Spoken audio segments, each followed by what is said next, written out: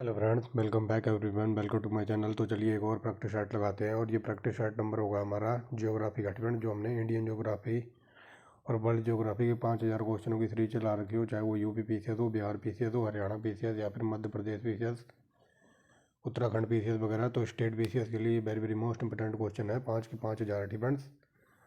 तो 11 practice set हो गए थे और 11 प्रैक्टिस सेट के जरिए हम 2190 क्वेश्चनों तक पहुँच गए थे और ये हमारा प्रैक्टिस सेट नंबर 12वां होगा।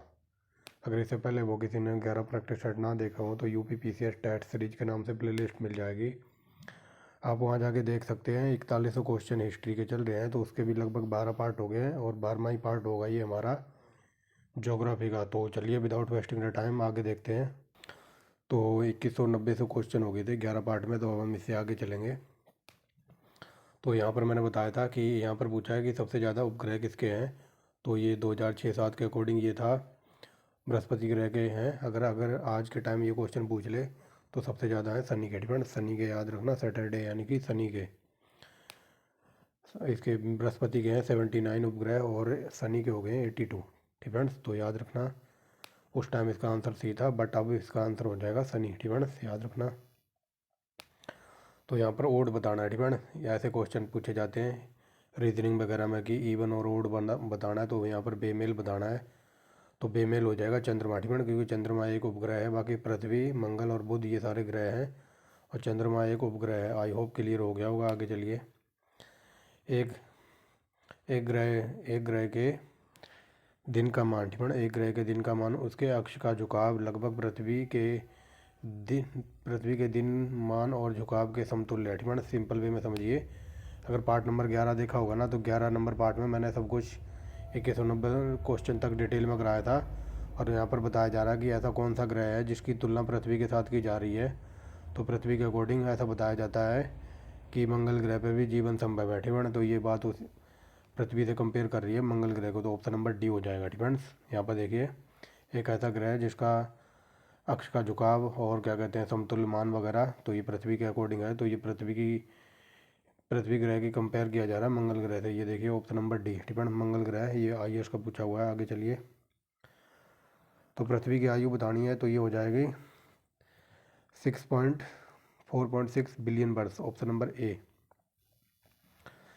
तो मौसम में जो परिवर्तन वगैरह होते हैं, मौसम में बदलाव होता है, तो मौसम बदलने का क्या कारण है। तो ये हो जाएगा पृथ्वी सूर्य के ओर चक्कर लगा रही है और अपने अक्ष पर झुकी हुई है डिपेंड। तो इसी वजह से पृथ्वी जो, मान लो ये सूर्य है, तो पृथ्वी के ऐसे चक्कर लगा रही है और ये 23.5 डिग्री झुकी हुई है अपने अक्ष पर। इसी वजह से दिन रात और मौसम परिवर्तन होता है। ऑप्शन नंबर सी हो जाएगा। आगे देखिए, मौसम परिवर्तन तो किस घटना के कारण होता है, तो यही क्वेश्चन पूछा है। तो ऑप्शन नंबर सी यानी कि धुरी डिपेंड। पृथ्वी अपने अभी बताया ना 123 डिग्री, यानी कि 123 नहीं 23.5 डिग्री झुकी हुई है अपने अक्ष पे डिपेंड। ये 1/2 मान लो डिपेंड, तो 1/2 यानी कि 23.5 डिग्री पृथ्वी का झुकाव है।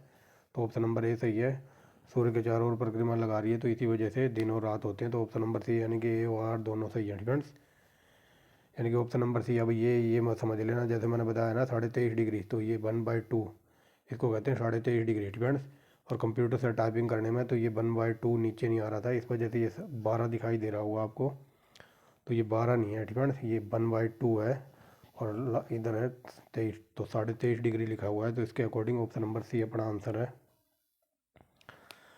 चंद्रमा और पृथ्वी के बीच में कितना डिस्टेंस है, तो ये 64,000 वर्ग किलोमीटर। आगे चलिए, वेरी वेरी मोस्ट इंपोर्टेंट है। आगे चलिए, चंद्रमा पर वायुमंडल ना होने का क्या कारण है, तो ये देखिए ऑप्शन नंबर डी बता रहा है, इस पर गैस अणुओं का पलायन वेग और उसके वर्ग माध्य मूल्य वेग का सबसे कम होता है, इस वजह से यहाँ पर कोई वायुमंडल नहीं है ठीक है। वायुमंडल की कोई खोज नहीं है। आगे चलिए, यहाँ पर बताना है ठीक है। तो ये कथन कारण वाला है, तो चलिए देखते हैं कथन कारण वाला क्या कहता है। चंद्रमा का सदैव एक अभिन्न फलक ही पृथ्वी की ओर अमुख होता है, तो ये सही है ठीक है। चंद्रमा का मतलब सिंपल वे में समझिए, ये क्वेश्चन पूछ रहा है कि पृथ्वी से ऊपर से पृथ्वी से देखने में चंद्रमा का एक ही भाग दिखाई देता है ठीक है, एक ही भाग।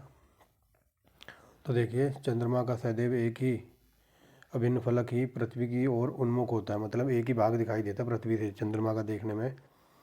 तो पहला सही है। दूसरा देखिए कारण क्या कहता है, चंद्रमा अपने अक्ष पर 23 दिवस में घूर्णन पूरा करता है, जो कि लगभग पृथ्वी की उतनी ही अवधि की परिक्रमा करता है। तो ये गलत है फ्रेंड्स। मतलब सिंपल वे में समझिए, ये चंद्रमा है तो चंद्रमा अपना पूरा एक चक्कर 23 दिन में लगा लेता है, तो ये गलत है। चंद्रमा अपना पूरा चक्कर एक लगाता है 27 दिन में, और 27 दिन में ही पृथ्वी का चक्कर लगा पाता है। तो पृथ्वी का चक्कर लगाने में लगभग 27.3 या 5 दिन लग जाते हैं ऐसा, ठीक है ना। 27.5 दिन मान लो। तो यहाँ पर बताया जा रहा है चंद्रमा अपने अक्ष पर 23 दिन में अपना पूरा घूर्णन कर लेता है, मतलब एक चक्कर लगा लेता है, जो लगभग उतनी ही अवधि है जिसमें वह पृथ्वी की परिक्रमा करता है। तो पृथ्वी की परिक्रमा मैंने बता दिया ना 27 दिन में पूरी करता है, तो ये गलत है, ठीक है। सिंपल वे में समझ गए होगे, तो ऑप्शन नंबर सी हो जाएगा। ये सही है लेकिन आर गलत है, ठीक है। और गलत क्यों है? क्योंकि चंद्रमा अपने अक्ष पर चक्कर लगाता है 27 दिन में, और 27 दिन में ही लगाता है पृथ्वी का, बट यहाँ लिखा है 23 डिग्री 23 दिन, ठीक है। आगे चलिए। निम्नलिखित में से कौन ग्रह सर्वाधिक प्राकृतिक उपग्रह हैं तथा चंद्र है, ठीक है। तो बताइए। तो ये मैंने बताया ना, सबसे ज़्यादा उपग्रह हैं किसके इस टाइम के, था बृहस्पति, बट अब हो जाएगा शनि। तो शनि के अब सबसे ज़्यादा उपग्रह हो गया, ऐसे याद रखना। आगे चलिए। यदि चंद्रमा की सतह से एक सेल पृथ्वी पर लाई जाए, सिंपल वे में समझिए। ये क्वेश्चन ऐसे पूछा जा रहा है, मान लो चंद्रमा पर कोई चीज़ है, मान लो चंद्रमा से कोई पत्थर लेके आया जाता है पृथ्वी पर, तो पृथ्वी पर उसका भाग 1/6 हो जाएगा। और मान लो कोई पृथ्वी से चीज़ जाती है चंद्रमा के ऊपर, तो वहाँ भी उसका 1/6 हो जाएगा। मान लो कोई 60 किलो का आदमी है पृथ्वी पर, तो वो चंद्रमा पर जाएगा ना, तो वहाँ पर उसका 1/6 हो जाएगा, यानी कि 60 किलो का आदमी चंद्रमा पर जाकर 10 किलो का हो जाएगा, उसका मतलब वजन चेंज होगा, ठीक है ना। तो ये देखिए, यदि चंद्रमा की सतह से कोई सेल पृथ्वी पर लाया जाए तो उसका भार परिवर्तन होगा, लेकिन द्रव्यमान नहीं। ऑप्शन नंबर 8, ठीक है, समझ गए होगे। 1/6 का नियम चलता है चंद्रमा के ऊपर। मान लो कोई 60 किलो का बंदा है, तो ये 6 से कट जाएगा, 10 किलो का बंदा हो जाएगा जाके 60 चांद के ऊपर जाके। आगे चलिए। 22 दिसंबर 1999 को पूर्णिमा के चंद्र ग्रह के समान से अधिक चमकदार होने का प्रमुख कारण क्या था? तो बताइए क्या कारण था? तो ये हो जाएगा ऑप्शन नंबर डी, यानी कि उपभू, ठीक है। तो समझ गए होंगे यहाँ पर थे ना, तो इसका आंसर हो जाएगा उपभू। अब ये कहोगे कि उपभू क्या है? जिस दिन, ठीक है, जिस दिन पृथ्वी और चंद्रमा के बीच की दूरी सबसे कम हो जाती है ना, ठीक है, जब चंद्रमा और पृथ्वी बिल्कुल पास पास आ जाते हैं, मतलब न्यूनतम दूरी हो जाती है, तो उसको कहते हैं उपभू, ठीक है। आई होप समझ गए होगे। तो ऑप्शन नंबर डी हो जाएगा यहाँ पर। यहाँ बताया जा रहा है कि 1999 में जो पूर्णिमा को चंद्र ग्रह हुआ था, तो वो ज़्यादा चमकदार क्यों लग रहा था? तो उसको कारण हो जाएगा उपभू, ठीक है। यानी कि जब चमकदार इसलिए लग रहा था क्योंकि पृथ्वी और चंद्रमा बिल्कुल पास पास होंगे, और उस घटना को कहते हैं उपभू। Option number D. आगे चलिए। तो ये मैंने बता दिया ना, चंद्रमा पर मानव का वजन पृथ्वी के वजन से 1/6 है, ये अभी बता दिया, 1/6 है। चंद्रमा पर पृथ्वी की तरह गुरुत्वाकर्षण नहीं है, ठीक है। चंद्रमा पर पृथ्वी की तरह गुरुत्वाकर्षण नहीं है, तो ये हो जाएगा ऑप्शन नंबर बी। ये दोनों सही हैं, ये देखिए इधर दिया हुआ है ऑप्शन नंबर बी, यानी कि कथन और कारण दोनों सही हैं और स्पष्टीकरण भी हो रहा है, तो ऑप्शन नंबर बी। आगे देखिए, आगे चलिए, ठीक है। सी ऑफ ट्रैंक्विलिटी, तो ये सी ऑफ ट्रैंक्विलिटी एक जगह का नाम है, तो ये चंद्रमा के ऊपर पाई जाती है, ऑप्शन नंबर डी। चंद्रमा क्या है? तो ऑप्शन नंबर सी एक उपग्रह है, वेरी वेरी मोस्ट इंपॉर्टेंट। आगे चलिए। तो देखिए यहाँ पर पूछा जा रहा है, मंगल और बृहस्पति की कक्षाओं के मध्य सूर्य के चतुर्दक चक्कर लगाने वाले छोटे छोटे चट्टानों के टुकड़ों को क्षुद्र ग्रह कहते हैं, ऑप्शन नंबर डी। ये कई बार पूछा है, याद रखेंगे। आगे चलिए। हमारे उपग्रह मृदु जल की हमारे उपग्रह में मृदु जल की सर्वाधिक मात्रा होती है, तो कहाँ पर होती है? तो ये देखिए, हमारे पृथ्वी पर सबसे ज़्यादा जल, वो भी मृदु जल, कहाँ पर है? तो ये हिम महाद्वीपीय और हिम नदियों में पाया जाता है मृदु जल, ठीक है। Option number C. आगे देखिए क्या कहता है। धूमकेतु की पूंछ सूर्य की दिशा के विपरीत होती है, ठीक है। धूमकेतु की जो पूंछ होती है तो सूर्य के विपरीत दिशा में होती है, तो इसका क्या कारण है? तो ये हो जाएगा सूर्य द्वारा, ठीक है। सूर्य द्वारा उत्सर्जित विकिरण धूमकेतु पर भव्य दाब डालता है। मतलब सूर्य से जो किरणें उत्पन्न होती हैं, तो वो धूमकेतु के ऊपर भव्य यानी कि ज़्यादा प्रभाव डालते हैं, जिससे उनकी पूंछ सूर्य से दूर दृप्त हो जाती है। सिंपल वे में समझिए, ये एनसीईआरटी की लैंग्वेज है, ठीक है, थोड़ा टफ लग सकती है। तो यहाँ पर ग्रुप CD एग्जाम में सीधा पूछा जाता है कि धूमकेतु की पूछ किस दिशा में होती है, तो सूर्य के विपरीत दिशा में होती है, ठीक है ना। तो यहाँ पर पूछा है कारण, तो कारण ये है कि सूर्य की किरणें कह लो या फिर विकिरणें कह लो, तो धूमकेतु पर भैज प्रभाव डालती हैं, मतलब ज़्यादा ही प्रभाव डालती हैं, जिसकी वजह से उनकी पूंछ वगैरह है वो मुड़ जाती है, मुड़ी हुई दिखाई देती है, ठीक है ना। तो ऑप्शन नंबर यहाँ पर हो जाएगा C मेरे अकॉर्डिंग, ठीक है ना। आगे देखते हैं, तो ये देखिए IAS का पूछा हुआ है ऑप्शन नंबर C। आगे चलिए, क्या कहता है, क्षुद्र ग्रहों के विषय में कौन सा निम्न कथनों पर विचार कीजिए। तो चलिए, क्षुद्र ग्रह सूर्य की परिक्रमा करने वाले विभिन्न आकारों के चट्टानी मलबे हैं, तो ये बता दिया, ये सही लग रहा है पढ़ के। आगे देखिए, अधिकांश क्षुद्र ग्रह छोटे होते हैं किंतु कुछ का व्यास 1000 किलोमीटर से भी बड़ा होता है, तो बताइए ये सही है, तो ये भी सही है, ठीक है। क्षुद्र ग्रह बृहस्पति और शनि नहीं, बृहस्पति और मंगल ग्रह के बीच पाए जाते हैं, तो तीसरा गलत है, ठीक है ना। तो तीसरा गलत है, ये नहीं होगा, ये नहीं होगा, ये ऑप्शन नंबर C आंसर है, ठीक है। क्षुद्र ग्रह पाए जाते हैं बृहस्पति और मंगल के बीच, ना कि शनि के बीच। आगे देखिए, क्षुद्र ग्रहों तथा धूमकेतु के बीच में क्या अंतर है, ये वेरी वेरी मोस्ट इंपॉर्टेंट है।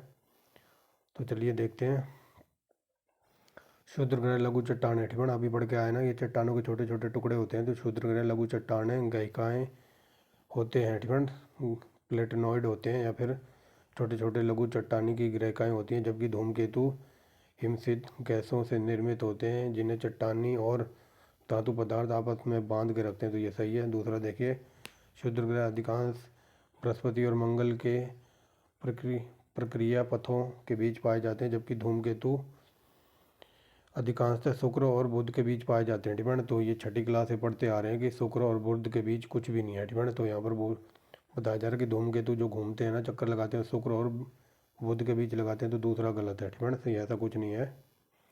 आगे देखिए, धूमकेतु गोचर दीप्तिमान पुंछ दर्शाते हैं, जबकि क्षुद्र ग्रह यह नहीं दर्शाते, तो ये सही है।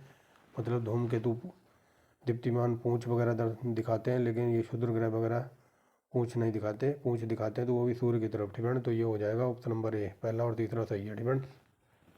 आगे देखिए, ठीक है, अगला देखिए क्या कहता है, ब्लू मून क्या है, ठीक है। ये वेरी वेरी मोस्ट इंपॉर्टेंट है, ये UPPC का पूछा हुआ है। तो ब्लू मून मान लो एक महीने में पूर्ण चंद्रमा होता है, ठीक है। मान लो एक महीने में चंद्र ग्रहण लगता है, और बाई चांस एक महीने में दोबारा चंद्र ग्रहण लग जाए, ठीक है, दोबारा चंद्र ग्रहण लग जाए एक ही महीने में थे, ठीक है। नॉर्मली तो एक महीने में एक ही बार चंद्र ग्रहण लगता है, साल में 1-2 बार।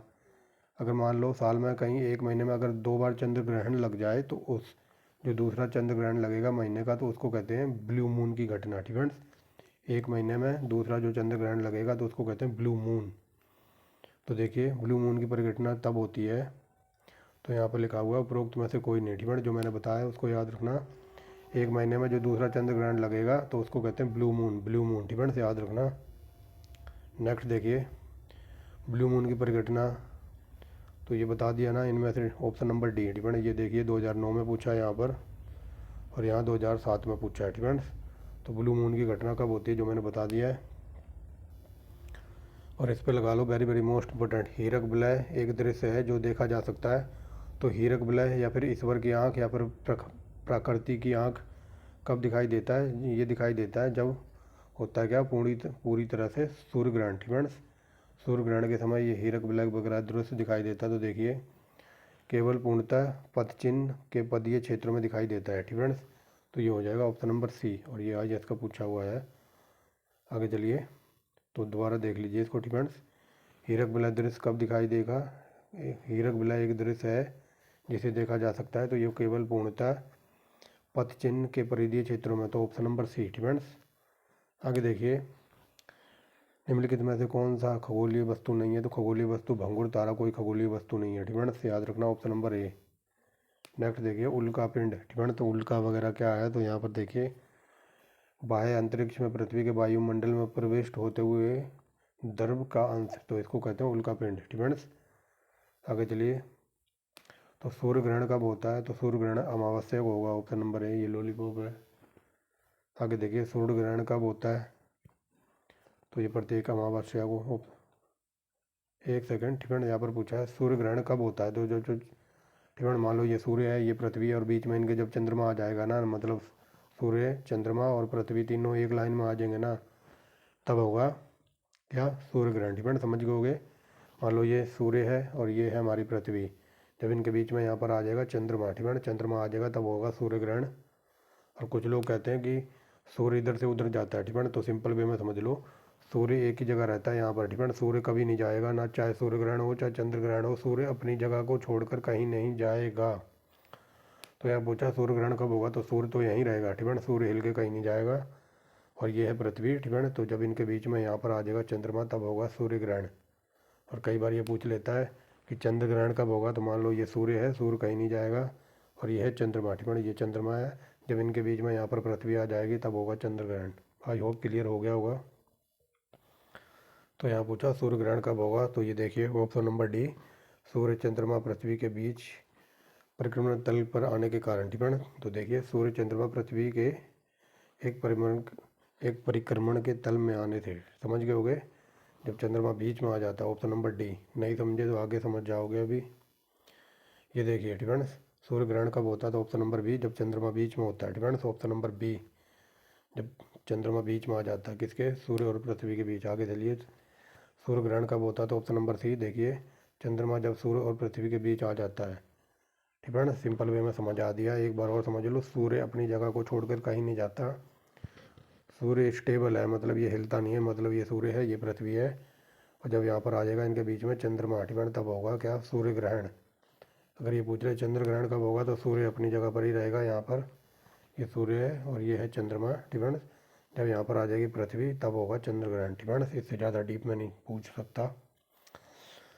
तो सूर्य ग्रहण कब होगा, ऑप्शन नंबर ए, सूर्य ग्रहण कब होता है, तो ये न्यू मून डे यानी कि प्रतिपदा में। ठीक है ना, प्रतिपदा प्रक्रिया में होता है। और कई जगह आपको ये लिखा मिलेगा पूर्ण अमावस्या। ठीक है, पूर्ण अमावस्या को होता है सूर्य ग्रहण। ठीक है, बट अमावस्या से भी यहाँ डीप रूप में, डीप लेवल में पूछा है। चंद्र ग्रहण कब होता है, तो ये बता दिया option number B. Option number A है। ठीक है, चंद्र ग्रहण कब होगा, तो सूर्य चंद्रमा के बीच जब पृथ्वी आ जाती है। ठीक है ना, ये भी बता दिया है। कौन सी परिस्थिति में चंद्र ग्रहण होता है, तो ये हो जाएगा पूर्ण चंद्र ग्रहण। ठीक है ना, ऑप्शन नंबर सी। आगे चलिए, चंद्र ग्रहण कब होता है, तो कई बार बता दिया है, जब पृथ्वी और सूर्य के जब पृथ्वी सूर्य और चंद्रमा के बीच में आ जाती है, तो ऑप्शन नंबर ए। ठीक है ना, आगे देखिए चंद्र ग्रहण कब होता है, तो कई बार बता दिया है, पृथ्वी सूर्य और चंद्रमा के बीच में आ जाती है, ऑप्शन नंबर बी। ठीक है, एक सेकेंड, ऑप्शन नंबर ए बता रहा है, तो देखिए हाँ ऑप्शन नंबर ए है। ठीक है, सूर्य और चंद्रमा के बीच में पृथ्वी आ जाती है, तो ऑप्शन नंबर ए। ठीक है, बट मैंने बता दिया पृथ्वी और चंद्रमा के बीच, पृथ्वी और सूर्य के बीच चंद्रमा आ जाता है, ये गलत है। ये तो होता है सूर्य ग्रहण के टाइम, बट यहाँ पर पूछा चंद्र ग्रहण, तो ऑप्शन नंबर ए, मतलब सूर्य और चंद्रमा के बीच में पृथ्वी आ जाती है। आई होप क्लियर हो रहा होगा। तो देखिए सूर्य ग्रहण में होता है। ठीक है, सूर्य ग्रहण में क्या होता है, सूर्य और पृथ्वी के बीच में चंद्रमा आ जाता है। ये देखिए कई बार पूछे यहाँ से क्वेश्चन। आगे चलिए, निम्नलिखित में से कौन। ठीक है, अब यहाँ से हमारा धीरे धीरे शिफ्ट हो रहा है। इंडियन ज्योग्राफी लगभग कंप्लीट हो गई, अब धीरे धीरे हम वर्ल्ड ज्योग्राफी की तरफ बढ़ रहे हैं। ठीक है, तो चलिए आगे चलते हैं। निम्नलिखित में से कौन सा एक समय प्राकृतिक इकाई नहीं है, तो प्राकृतिक इकाई कौन सा नहीं है, तो ये मानक समय। ठीक है ना, ये मानक समय कोई प्राकृतिक इकाई नहीं है। चंद्रमा प्राकृतिक है, उष्णकटिबंधीय वर्षावन प्राकृतिक है, और ये दिन दिवस प्राकृतिक है, लेकिन ये मानक समय वगैरह है, ये आदमियों ने अपनी सुविधा अनुसार माने हैं। ठीक है ना, तो यहाँ पर प्राकृतिक इकाई कौन सी नहीं है, तो ऑप्शन नंबर सी, मानक मानक समय। ठीक है ना, समझ गए होंगे। तो ये मानक समय मानवों द्वारा निर्धारण किया गया है, यानी कि हर देश का अपना अपना अलग मानक समय है। आगे चलिए, यहाँ पर बताना कौन सा कथन सही नहीं है, तो ऑप्शन नंबर डी को देखिए, युति विद्युति। ठीक है ना, युति विद्युति बिंदु संयोजन केवल उपसौर के समय होता है। ठीक है ना, तो ये गलत है।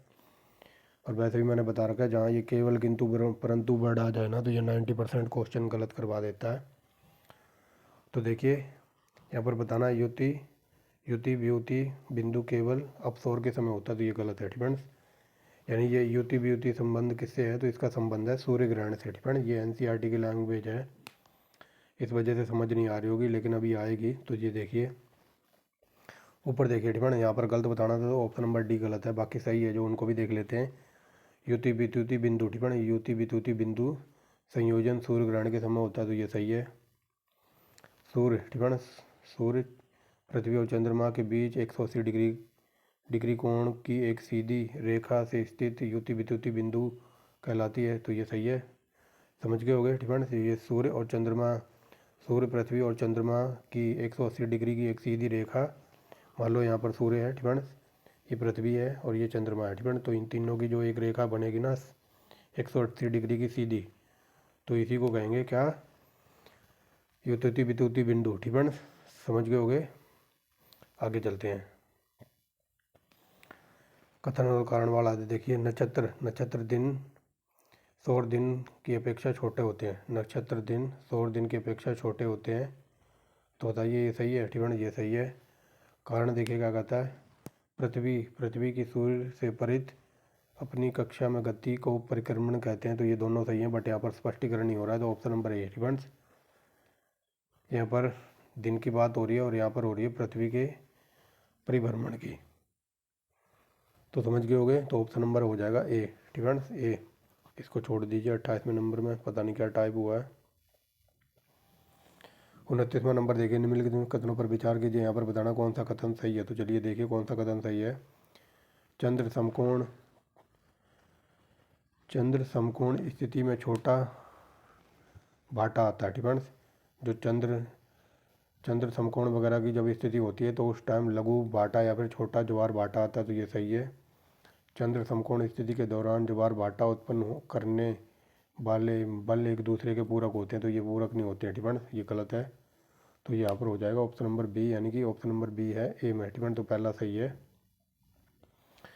अब ये सूर्य समकोण वगैरह क्या है, ये लघु ज्वार भाटा क्या है, तो इन्हीं को देख लेते हैं फ्रेंड्स, घबराना नहीं है क्योंकि मैं हूँ आपके साथ। आगे चलिए, वह कौन सी तिथि या फिर तिथियाँ हैं जब दोनों गोलार्धों में दिन और रात बराबर होते हैं, तो ये लॉलीपॉप क्वेश्चन है, तो वो तिथि है, यानी कि उत्तर गोलार्ध में 21 मार्च और दक्षिणी गोलार्ध में 23 सितंबर को दिन और रात बराबर होते हैं, इसको याद रख लेना फ्रेंड्स। आगे चलते हैं, निम्नलिखित तिथियों में से किसमें दोपहर को आपकी छाया सबसे छोटी होगी, तो दोपहर की छाया सबसे छोटी होगी जून में, वो भी 22 जून को, ऑप्शन नंबर सी। यहाँ पर ये तो क्वेश्चन ज्योग्राफी के अकॉर्डिंग है, बट मैं इस क्वेश्चन को मानूंगा रीजनिंग के अकॉर्डिंग। तो यहाँ पर लीप बर्थ बताना, लीप बर्थ वो होता है जो 4 से डिवाइड हो जाएगा, तो यहाँ पर 4 से डिवाइड हो जाएगा, ऑप्शन नंबर डी, यानी कि 2004 से डिवाइड हो जाएगा। आगे चलिए, दिन और रात तो बता दिया कैसे होते हैं, तो पृथ्वी घूमती है ना, यानी कि पृथ्वी भू सूर्य की परिक्रमा कर रही है ठीक है, तो उसको कहते हैं भू परिभ्रमण, तो ऑप्शन नंबर ए ठीक है, ऑप्शन नंबर ए देख लीजिए, यहाँ पर है ऑप्शन नंबर ए। आगे देखिए, अलग अलग ऋतु ठीक है, तो मैंने बता दिया ना, हमारे देश में मतलब दिन रात या फिर ऋतु परिवर्तन वगैरह होता है, तो ये किस वजह से होता है, सर्दी गर्मी ठीक है, सर्दी गर्मी बसंत वगैरह जो ऋतु होती हैं, तो ये कैसे होती हैं, तो पृथ्वी का नक्षत्र की परिक्रमा ठीक है, यानी कि सूर्य की परिक्रमा कर रही है ना पृथ्वी, तो जो सूर्य का चक्कर लगा रही है, तो इसी को कहते हैं, इसी की वजह से दिन और रात और विभिन्न ऋतु परिवर्तन होते हैं, तो ऑप्शन नंबर डी ठीक है, यानी कि जो पृथ्वी है वो नक्षत्र की परिक्रमा कर रही है, यानी कि सूर्य की परिक्रमा कर रही है। आगे चलिए, जून माह में निम्नलिखित स्थानों पर कहाँ पर दिन की अवधि अधिकतम होगी, तो ये ऑप्शन नंबर सी, यानी कि भोपाल। आगे चलिए, मकर संक्रांति के समय कर्क रेखा पर दोपहर के सूर्य का उल्टांश क्या होता है, तो ये सूर्य का कोण बताना है, तो ये होता है 66.5 डिग्री। आगे देखिए, किस तिथि को दिन और रात बराबर होंगे, तो ये 23 सितंबर, अभी ऊपर पढ़ के आए। आगे चलिए, विषुवत एक ऐसी स्थिति है जहाँ पर रात्रि और दिन का काल बराबर होता है, तो बताइए ये कब होता है, तो ये 21 मार्च और 23 सितंबर, अभी ऊपर पढ़ के आए हैं ठीक है, इसको याद रखना, ये कई बार पूछ लिया जाता है। तो चलिए, इक्विनॉक्स ठीक है, इक्विनॉक्स के 2 काल हैं ठीक है, इक्विनॉक्स वर्ष के 2 काल हैं जब दिन और रात बराबर होते हैं ठीक है। ये क्वेश्चन देखिए, अब यहाँ पर घुमा के पूछा है, यहाँ पर इस वर्ड से कन्फ्यूजन करा रहा है, तो कन्फ्यूज नहीं होना, इसको भूल भी जाओ। तो यहाँ से देखिए, यहाँ देखिए दिन और रात कब बराबर होते हैं ठीक है, तो वही बात हो रही है जो अभी ऊपर पड़ी है। तो ये दिन और रात देखिए 21 मार्च और 23 सितंबर को होते हैं, ऑप्शन नंबर बी ठीक है। यहाँ पर कन्फ्यूजन सा करा रहा था इस वर्ड को लगा के ठीक है, बट कन्फ्यूज नहीं होना, सिंपल वे में समझिए, दिन और रात कब बराबर होते हैं ये पूछ रहा है। तो ये होते हैं मतलब उत्तरी गोलार्ध में तो 21 मार्च को और दक्षिणी गोलार्ध में 23 सितंबर, ऑप्शन नंबर बी। सबसे छोटा दिन, तो सबसे छोटा दिन होता है 22 दिसंबर, ठीक है, 22 दिसंबर। और कई जगह ये नेट पे गूगल पे 23 दिसंबर भी दिखा रहा है, ठीक है। तो 23 दिसंबर ये उस टाइम का क्वेश्चन पूछा हुआ होगा, तो उस टाइम था 22 दिसंबर भी याद रखना। और आजकल नेट पे ये 23 दिसंबर दिखा रहा है, ठीक है, तो देख के टिक करना। ग्रीष्म आयतन प्रतिवर्ष होता है, तो ये हो जाएगा 21 जून को। ग्रीष्म आयतन प्रतिवर्ष कब होता है, तो ये 21 जून को। फ्रेंड समझ गए होगे, सिंपल वे में समझ लो। ये क्वेश्चन ऐसे पूछने की कोशिश कर रहा है कि सबसे लंबा दिन कब होता है प्रतिवर्ष, तो ये 21 जून का होता है, ठीक है, 21 जून। तो यहाँ देखिए वर्ष का सबसे बड़ा दिन कौन सा होता है, तो बड़ा दिन होता है, यहाँ पर होना चाहिए था ए और सी, ठीक है ना। ए और सी आंसर है 21 जून और 22 दिसंबर, ठीक है ना। 21 जून सबसे बड़ा होता है, लेकिन यहाँ पर डेट दी हुई है 22 दिसंबर। 22 दिसंबर जो दक्षिणी गोलार्ध है, तो दक्षिणी गोलार्ध का सबसे बड़ा दिन होता है 22 दिसंबर का, याद रखना। इसलिए यहाँ पर आंसर होना चाहिए ए और सी, ठीक है ना, ए और सी। आगे चलिए, किस तारीख को सबसे बड़ा दिन होता है, तो ऑप्शन नंबर सी, ये 22 जून, ठीक है। ये 22 जून है। अगर यहाँ पर 21 जून होता तो हम 21 जून को लगाते, लेकिन 21 के आसपास ये 22 ही है, ठीक है, मेरे अकॉर्डिंग। तो यहाँ पर 21 ही कर लो, ऑप्शन नंबर सी, ठीक है। आगे चलिए, निम्नलिखित में से किस दिन पृथ्वी और निम्नलिखित में से किस दिन सूर्य और पृथ्वी के बीच सबसे कम डिस्टेंस होता है, तो ये होता है 3 जनवरी। ये वेरी वेरी मोस्ट इंपॉर्टेंट है। आगे देखिए, सौर परिवार के संबंध में निम्नलिखित कथनों में से कौन सा कथन सही है, तो चलिए देखिए, शुक्र और यूरेनस पृथ्वी की घूर्णन दिशा के विपरीत चक्कर लगाते हैं, ये सही है, ठीक है। मतलब ये पृथ्वी है, ये सूर्य है, पृथ्वी चक्कर लगाती है पूर्व से पश्चिम, ऐसे, ठीक है, पूर्व से पश्चिम। लेकिन जो ये शुक्र ग्रह और यूरेनस ग्रह हैं, तो ये सूर्य का चक्कर लगाते हैं उल्टी दिशा में, ऐसे, ठीक है, ऐसे ऐसे। और पृथ्वी घूमती है ऐसे ऐसे, और ये लगाते हैं ऐसे ऐसे उल्टा, तो ये सही है। दूसरा देखिए क्या कहता है, शुक्र पृथ्वी के निकटतम है, तो ये दोनों पढ़ के सही लग रहे हैं, ऑप्शन नंबर सी। और ये यूपीएससी का पूछा है। आगे चलिए, निम्नलिखित में से कौन सा एक निम्नलिखित में से किसको स्थलीय ग्रह कहते हैं, तो स्थलीय ग्रह कहते हैं बुध को, ठीक है, वेरी वेरी मोस्ट इंपॉर्टेंट। और ये यूपीएससी का पूछा हुआ है। तो यहाँ पर देखिए, ठीक है, जो सब ग्रीष्म क्रांति, ठीक है, यानी कि गर्मी की क्रांति कब होती है, तो ये जून में होती है, ठीक है, जून में होती है। सर्दी की क्रांति दिसंबर महीने में होती है। बसंत क्रांति सितंबर में। और शरद विषुवत, ठीक है, शरद विषुव होता है, तो ये मार्च में होता है। तो ये 1 2 3 4 ये ऑलरेडी सही सुमिलित हैं। आगे चलिए, दक्षिणी गोलार्ध का सबसे बड़ा दिन तो 22 दिसंबर है कहीं, तो ये ऑप्शन नंबर ए में ही बता रहा है, ठीक है, जो कि अभी ऊपर बताया है। वर्ष का सबसे छोटा दिन, तो ऑप्शन नंबर ए, वर्ष का सबसे छोटा दिन। तो चलिए, ठीक है, यहाँ पर पूछा है वर्ष का सबसे छोटा दिन, तो ऑप्शन नंबर ए 22 दिसंबर, ये वेरी वेरी मोस्ट इंपॉर्टेंट है, ठीक है। और यहाँ देखिए, यहाँ पर लिखा है वर्ष का दक्षिणी गोलार्ध का सबसे बड़ा दिन। तो जब दक्षिणी गोलार्ध में सबसे बड़ा दिन होगा 22 दिसंबर, तो ये क्या कहते हैं, अपने जो क्या कहते हैं उत्तरी गोलार्ध में, ठीक है, उत्तरी गोलार्ध में सबसे छोटा दिन होगा लगभग 23, ठीक है ना। तो याद रखना, दक्षिणी गोलार्ध का सबसे बड़ा दिन है, तो ये 22 दिसंबर। अगर ये पूछ ले कि उत्तरी गोलार्ध का सबसे बड़ा दिन कौन सा हो जाएगा, फिर हम लगाते 21 जून को, ठीक है। तो याद रख लेना, जब हमारे 21 जून उत्तरी गोलार्ध में 21 जून सबसे बड़ा होता है, तो उसी टाइम दक्षिणी गोलार्ध में 22 दिसंबर सबसे छोटा होता है। तो इसी के अकॉर्डिंग ये क्वेश्चन पूछा है, यहाँ पर सबसे छोटा दिन कौन सा है, तो ये हो जाएगा ऑप्शन नंबर ए, 22 दिसंबर। फ्रेंड्स, ये यहाँ पर क्वेश्चन थोड़ा मिसप्रिंट है। अगर यहाँ पर ऐसे लिख देता कि दक्षिणी गोलार्ध में, ठीक है, दक्षिणी गोलार्ध में सबसे छोटा दिन कौन सा होगा, तो ये होता है 22 दिसंबर, ठीक है, समझ गए होगे। जब 22 दिसंबर सबसे बड़ा दिन होगा दक्षिणी गोलार्ध में, तो उस टाइम अपने जो उत्तरी गोलार्ध है, तो उत्तरी गोलार्ध में सबसे जो छोटा दिन होगा, तो हो जाएगा 21 जून, ठीक है। तो आगे चलिए, समझ गए होगे।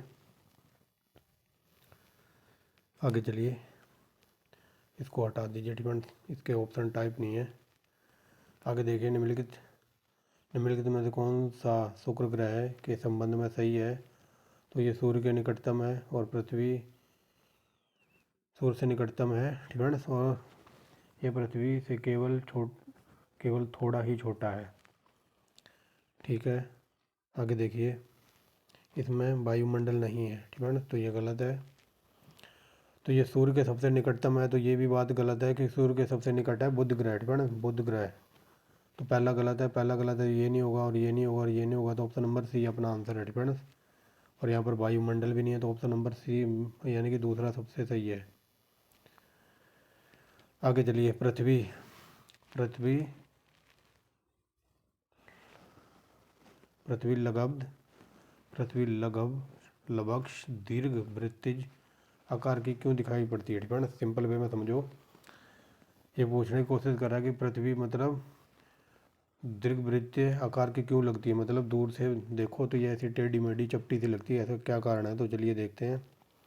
तो यहाँ देखिए, पृथ्वी अपने मतलब पृथ्वी जो सूर्य के चक्कर लगा रही है ना, तो उसके बारे में बताया गया है। तो देखिए, पृथ्वी के घूर्णन के कारण पृथ्वी भूमध्य रेखा से हल्की सी उभरी हुई, ठिपण भूमध्य रेखा पर हल्की ऊपर से उठी हुई और ध्रुवों पर चपटी हुई दिखाई देती है। इसी वजह से पृथ्वी दीर्घवृत्तीय आकार की दिखाई देती है। तो ऑप्शन नंबर बी, ठिपण, और ये यूपीएससी का पूछा हुआ है।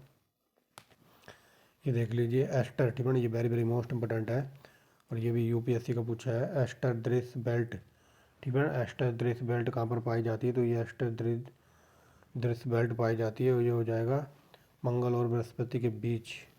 आगे देखिए, ये मैंने क्वेश्चन बताया था ना शुरू में, हरीक विलय, ईश्वर की आँख और बेली मन के प्राकृतिक घटनाएं कब होती हैं, तो ये पूर्ण सूर्य ग्रह को, ऑप्शन नंबर बी। वृद्ध ज्वार भाटा, ये वेरी वेरी मोस्ट इंपोर्टेंट है। वृद्ध ज्वार भाटा कब आता है, ये वेरी वेरी मोस्ट इंपोर्टेंट। बहन तो बताइए, वृद्ध ज्वार भाटा कब आते हैं, तो मान लो सूर्य और चंद्रमा एक ही लाइन में आ जाए, एक ही सीध में, तब आता है वृद्ध ज्वार भाटा। ये देखिए ऑप्शन नंबर बी, ठीक है, सूर्य और चंद्रमा एक ही लाइन में आ जाए यानी कि एक ही सीध में। इसको हटा दीजिए, ये मानचित्र का क्वेश्चन है, ठीक है। मानचित्र पर ये चार बिंदु दर्शाए गए होंगे, M1 M2 M2, ठीक है, M3 M4। तो ये बताना था मानचित्र के अकॉर्डिंग कि इनमें से सबसे ज़्यादा समुद्र की ऊंचाई पर कौन सा बिंदु स्थित है, ठीक है। तो ये ऑप्शन नंबर डी दिखा रहा है कि M4 सबसे ज़्यादा समुद्र तल से ऊंचाई पर होगा, ठीक है। आगे देखिए, कथन कारण वाला है। तो देखिए कथन क्या कहता है, यहाँ से पढ़िए, ठीक है। कथन कहता है, लघु ज्वार भाटाओं के समय उच्च ज्वार भाटा समानता निम्न तथा निम्न ज्वार भाटा समानता उच्च स्तर होता है। तो ये सही है, पहला, ठीक है, पहला पढ़ के सही लग रहा है। दूसरा देखिए, कारण क्या कहता है, लघु ज्वार भाटा बृहद ज्वार भाटा के विपरीत पूर्ण चंद्र के स्थान पर नव चंद्र के समय होता है। तो ये मुझे गलत लग रहा है, तो ऑप्शन नंबर सी देखिए, ठीक है। ये गलत लग रहा है नहीं, ये गलती है, ठीक है। तो ये देखिए, ए सही है, आर गलत है, ठीक है। और ये गलत क्यों है, क्योंकि यहाँ बात कही है पूर्ण चंद्र के स्थान पर, ठीक है। पूर्ण चंद्र के स्थान पर नव चंद्र का समय लेता है, तो यही गलत है, ठीक है। जहाँ पर ज़्यादा फोकस किया गया पूर्ण वर्ण पर ज़्यादा जोर दिया गया है, तो इसी वजह से गलत है। तो यहाँ देखिए, महासागरों और समुद्रों में ज्वारीय भाटाओं के क्या कारण है। तो महासागर में जो ज्वार भाटा है, तो सूर्य का गुरुत्वाकर्षण बल, पृथ्वी का गुरुत्वाकर्षण बल और चंद्रमा का भी गुरुत्वाकर्षण बल। तो option number C, option number D, ये तीनों के तीनों सही हैं, वेरी वेरी मोस्ट इंपोर्टेंट है। तो देख लीजिए, महासागरों और समुद्रों में ज्वार भाटा आने का क्या कारण है, तो सूर्य का गुरुत्वाकर्षण बल और चंद्रमा का गुरुत्वाकर्षण बल और पृथ्वी का अपकेंद्री बल। तो 1 2 3 ये ऑलरेडी सही है। और ये देखिए 58 नंबर का क्वेश्चन था, और यहाँ देख लीजिए पहले 63 को, ठीक है। 63 में क्या कहता है, यहाँ से देख लीजिए, महासागरों में ज्वार भाटा की उत्पत्ति का क्या कारण है, और यहाँ पर लगा हुआ है स्टार, ठीक है। ये स्टार का मतलब ये है कि यहाँ तीनों ऑप्शन सही नहीं दिए हुए हैं, ठीक है। यहाँ देखिए, पृथ्वी के घूर्णन गति के कारण भी आता है, जो अभी यहाँ पर पड़ा है। ये देखिए, सूर्य के प्रभाव के कारण भी आता है, तो ये सही है। और सूर्य और चंद्रमा के संयुक्त प्रभाव से भी आता है, तो ये भी सही है। लेकिन यहाँ पर लगा हुआ है स्टार, ठीक है। तो आप समझ जाइए, ज्वार भाटा महासागर और समुद्र में क्यों आते हैं।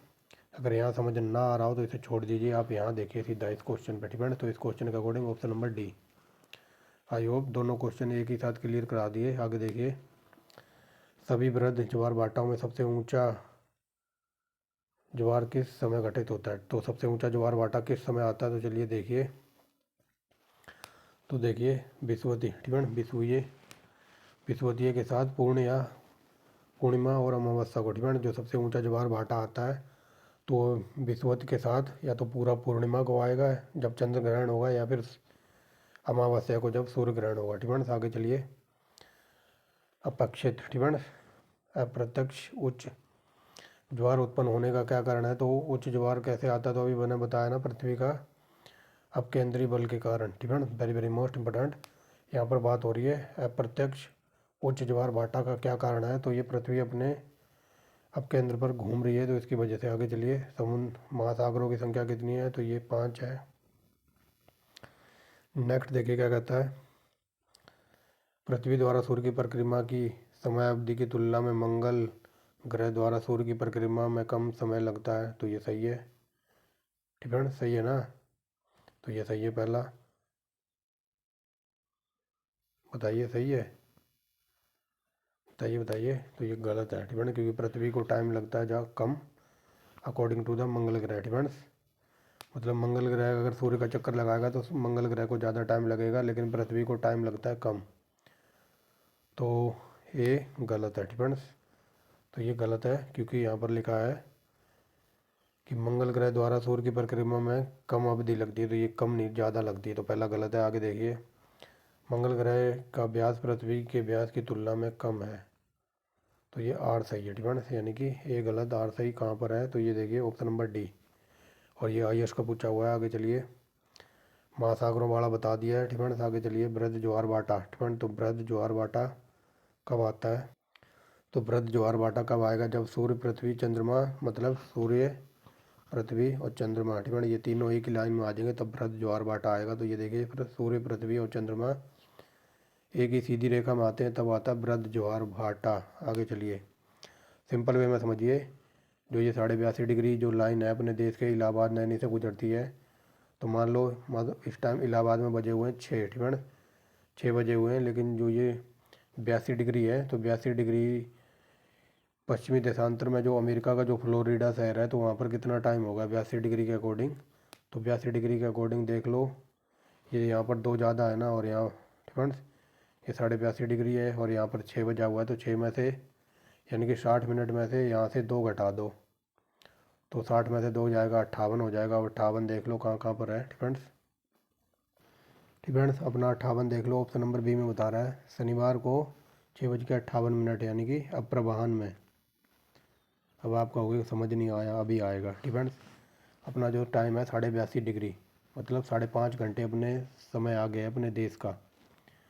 तो 5.5 घंटे आ गया है ना, और बात हो रही है यहाँ पर रविवार की। डिपेंड्स तो रविवार के सुबह के 6 बजे की बात हो रही है। डिपेंड्स तो देख लीजिए, अब इसमें से 5.5 घंटे और पीछे कर दीजिए, तो अमेरिका में शनिवार होगा ना। तो ये देखिए शनिवार यहाँ पर दिया हुआ है। डिपेंड्स अप्रवाहन का। और यहाँ से इस 82 में से 2, यानी कि 60 मिनट होते हैं ना, 1 घंटे में 60 मिनट, तो यहाँ से ये 2 घटा दीजिए, तो क्या कहते हैं 60 में से 2 जाएगा तो 58 हो जाएगा। तो ऑप्शन नंबर बी। ठीक है फ्रेंड्स, बाकी किसी दिन डिटेल में समझाऊंगा कि इनका टाइम वगैरह निकालते कैसे हैं। आगे चलिए। यहाँ पर ज्वार भाटा के बारे में बताना, तो देखिए ज्वार भाटा चंद्रमा सूर्य के द्वारा लगने वाले गुरुत्वीय बल तथा चंद्र पृथ्वी के घूर्णन सम्मिलित प्रभावों के कारण समुद्र स्तरों पर होने वाले उतार चढ़ाव है। ठीक है, तो ये सही है।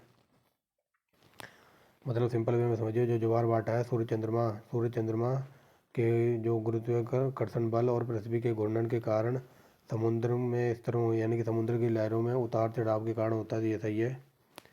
ठीक है, जो गुरुत्वाकर्षण बल है सूर्य और चंद्रमा का और पृथ्वी का घूर्णन बल है, तो इसी की वजह से जो लहरें वगैरह हैं तो इनमें उतार चढ़ाव होता है। ये सही है। पृथ्वी सूर्य की अपेक्षा 24 घंटे में एक बार पश्चिम की ओर घूर्णन करती है। तो ये भी सही है। तो बताइए, ए आर दोनों सही हैं, बट यहाँ पर स्पष्टीकरण नहीं हो रहा है। ठीक है ना, ऑप्शन नंबर ए बता रहा है कि दोनों सही हैं, बट यहाँ पर स्पष्टीकरण नहीं हो रहा है, क्योंकि ऊपर बात हो रही है ज्वार भाटा की और नीचे बात हो रही है सूर्य और पृथ्वी के चक्कर लगाने की। आगे देखिए।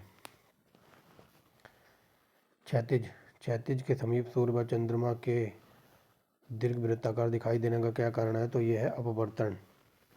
नेक्स्ट देखिए। ये जननीय अवस्थाएं हैं और ये प्रमाणी ज्वार भाटा है। ठीक है, तो ये क्वेश्चन प्रिंटिंग मिस्टेक है यहाँ से, क्योंकि ये मैंने पढ़ा हुआ है। ठीक फ्रेंड्स, तो इसे हटा दीजिए। ठीक फ्रेंड्स, इस क्वेश्चन को हटा दीजिए क्योंकि ये यहाँ पर प्रिंटिंग मिस्टेक है ऑप्शनों में। आगे चलते हैं। लास्ट क्वेश्चन देखिए 69 नंबर का क्या कहता है, निम्नलिखित कथनों पर विचार कीजिए। तो चलिए देखिए यहाँ पर बताना कौन सा कथन सही है। तो देखिए लघु ज्वार भाटा तब आता है जब चंद्रमा, पृथ्वी, सूर्य एक पंक्ति में होते हैं। तो ये शुरू से बता रहा हूँ गला फाड़ फाड़ के। ठीक, तो ये सही है। और ये कई बार देखिए आईएएस में ऐसे क्वेश्चन जरूर पूछे जाते हैं। तो ये देखिए ये आईएएस का ही पूछा हुआ है। ठीक, तो पहला तो सही है। आगे चलिए, बृहद ज्वार भाटा के दौरान तट के निकट जब तीव्र झंझा गुजरता है तो उच्च ज्वार पर तरंगें ज्वारी तरंगों के कारण बन सकती हैं। ठीक, तो ये गलत है। एक सेकंड रुको। ठीक, तो यहाँ पर दूसरा सही है क्योंकि यहाँ पर पूछा है लघु ज्वार भाटा। ठीक, जब पृथ्वी, सूर्य, पृथ्वी और क्या कहते हैं चंद्रमा एक ही लाइन में आएंगे ना, तो वहाँ पर लघु ज्वार भाटा नहीं होता, वहाँ पर होता है बृहद ज्वार भाटा। ठीक, बृहद ज्वार भाटा यानी कि बड़ा बड़ा ज्वार भाटा। तो ये गलत है, ये सही है। ठीक, बृहद ज्वार भाटा के दौरान तट के निकट जब तीव्र झंझा गुजरता है तो उच्च ज्वार पर तरंगें ज्वारीय तरंगों के कारण बन सकती हैं। तो ये सही है। ठीक, तो इसका आंसर हो जाएगा ऑप्शन नंबर ए। ठीक, केवल दूसरा सही है और पहला गलत इसलिए है क्योंकि जब पृथ्वी, सूर्य और चंद्रमा एक ही लाइन में होते हैं तब वहाँ पर लघु ज्वार भाटा नहीं, वहाँ पर बृहद ज्वार भाटा आता है। ठीक, समझ गए होंगे। तो ये थी आज की वीडियो। ठीक, जो आने वाली वीडियो होगी तो उसमें हम देखेंगे जो पृथ्वी वगैरह है तो उसका लॉन्गिट्यूड और लैटिट्यूड वगैरह। ठीक, तो कंटेंट वगैरह पसंद आए तो आप एक लाइक कर सकते हैं और कोई न्यू स्टूडेंट वगैरह हो तो चैनल को सब्सक्राइब कर लो ऐसी वीडियो देखने के लिए जो हमारी सीरीज चल रही है UP PCS, Bihar PCS, Haryana PCS की। यहाँ से देखते रहिए। और ज्योग्राफी के भी 4 क्या कहते हैं बायोलॉजी के 4 प्रैक्टिस सेट हो गए तो उसको भी आगे बढ़ाएंगे 1-2 दिन में। तो thanks for watching the video and wait for next video.